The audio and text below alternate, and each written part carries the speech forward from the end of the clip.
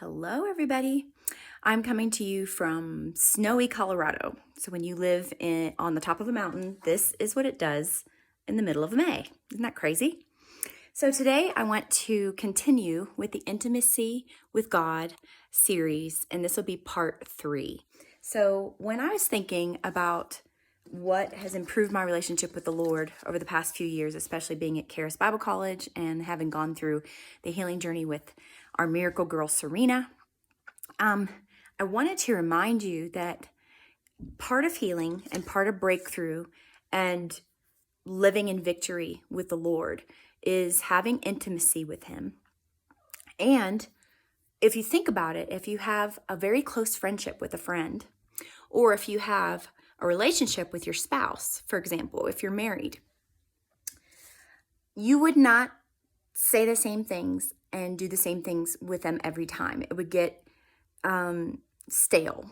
And so there's always new adventures and new things that you should do to spend time in those relationships. And it's the same with God.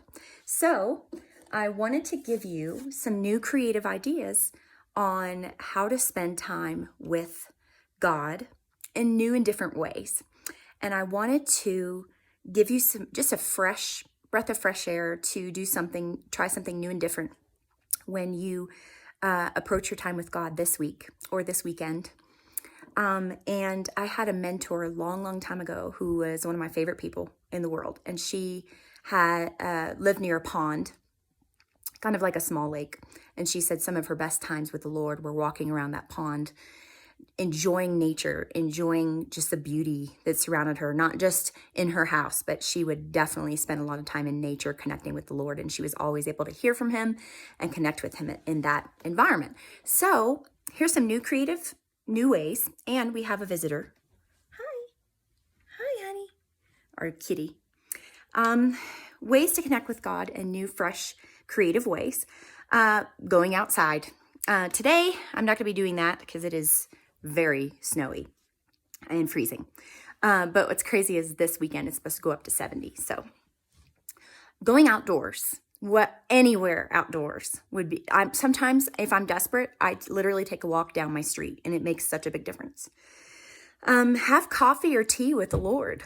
Like literally, you could go to a coffee shop. You could go set out a tea set in your house, or have an extra coffee cup out and just say, Lord, I just want to have coffee with you. Or I just want to have tea with you.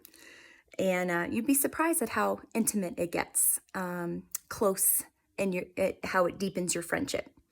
While you're in the shower, some of you may take really speedy showers, so this may not count. I like to take long showers. So I always talk to the Lord when I'm in the shower, or long drive, or any type of drive, putting worship music on. We love to put on long worship sets on YouTube. So whether it's a very long Bethel worship set, or Jesus Image Orlando, so many worship sets, Maverick City, Elevation. Yes, you have to be careful with the lyrics and make sure that they are full of faith and they're New Testament based. But we love to put like long sets on, whether they're an hour long, 45 minutes long, and just kind of soak in the presence of the Lord. And just you'd be surprised that when you worship and just continue and go on with your worship, how the Lord will speak to you and bless you. I'm a mom, as you know. And so I've had to get very creative with my alone time. How many of you have been moms or parents of young children where you literally are hiding in the bathroom just for 5 minutes of silence? I've been there. Sometimes I will put my headphones on or earbuds in, and I will put in either on my phone or on the computer, I'll put an ocean waves scene, like a nature scene. And I'll just be like, Lord, I'm going to the secret place. Something really calms me, even if it's chaotic in your home, or you're unable to go outside. YouTube is such a great option. They even have some ones that play hymns with nature scenes. Doing a hobby. Carrie Pickett just recently was teaching a class about the intimacy of God, intimacy with God, and she said, some of you have been given a talent or an interest in a hobby, a passion, and you may not be making time to do that thing because you think, well, it's not productive. It's not winning souls for the kingdom. If it's like art or drawing or photography or dance or whatever it may be. A creative hobby. Carrie Pickett said this. It was phenomenal. She said, what if God gave you that specific hobby and made you good at that one thing, so that he created you to be good at that just to spend time doing that with him? And I was like, whoa. Carrie Pickett's a good one to Google on YouTube.